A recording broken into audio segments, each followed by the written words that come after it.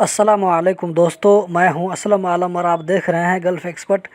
दोस्तों, आज की वीडियो में कतर से रिलेटेड कुछ फ्रेश अपडेट आप लोगों के साथ में शेयर करने वाला हूं।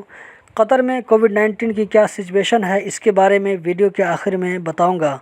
कतर के बारे में हर दिन इसी तरह का अपडेट देखते रहने के लिए इस चैनल को सब्सक्राइब कर लें। दोस्तों, कल मुझे किसी भाई ने एक फ़ोटो भेजा था जिसमें दिखाया जा रहा है कि अल एमादी हॉस्पिटल में पीसीआर टेस्ट का चार्ज सिर्फ 250 रियाल है। बाद में मैंने उसको फेसबुक में सर्च किया तो अल एमादी हॉस्पिटल नाम से मुझे एक पेज बना हुआ मिला जिसमें मुझे ये फ़ोटो नज़र आया।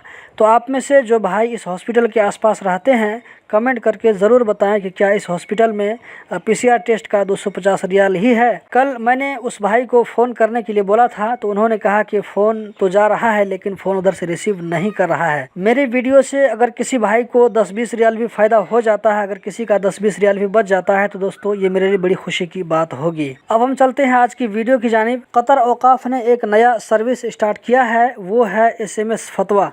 यानी अब आप SMS करके औकाफ से मुस्लिम अक़ीदा, इबादत, मामलात, अखलाक और बिहेवियर के बारे में फ्री में कोई भी सवाल पूछ सकते हैं। इसका कोई भी चार्ज नहीं लगेगा। आपको सवाल भेजने के लिए 92142 पर मैसेज करना पड़ेगा, उधर से आपको फिर जवाब मिलेगा। अब हम चलते हैं अगले अपडेट की जानिब।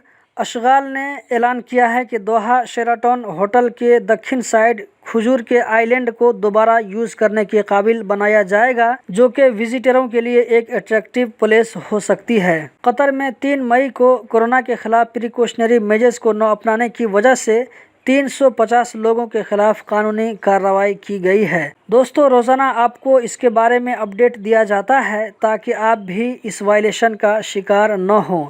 कतर में 2 मई को पिछले 24 घंटों में 646 कोरोना के नए केस रजिस्टर्ड हुए, 391 लोकल जबकि 255 बाहर से आने वालों में। इसी तरह पिछले 24 घंटों में 1480 लोग कोरोना वायरस से रिकवर होकर अपने घरों को गए, जबकि 7 डेथ केस का सामने भी आया है। कतर में अभी तक 16,03,913 लोगों को कोविड-19 की कम से कम एक वैक्सीन दी जा चुकी है। अभी तक 44.7 एलिजिबल लोगों को वैक्सीन का एक डोज मिल चुका है। तो दोस्तों, यही थी आज की वीडियो। कतर से रिलेटेड इसी तरह की जानकारी हासिल करते रहने के लिए चैनल को सब्सक्राइब कीजिए, वीडियो को लाइक कीजिए। बहुत बहुत शुक्रिया।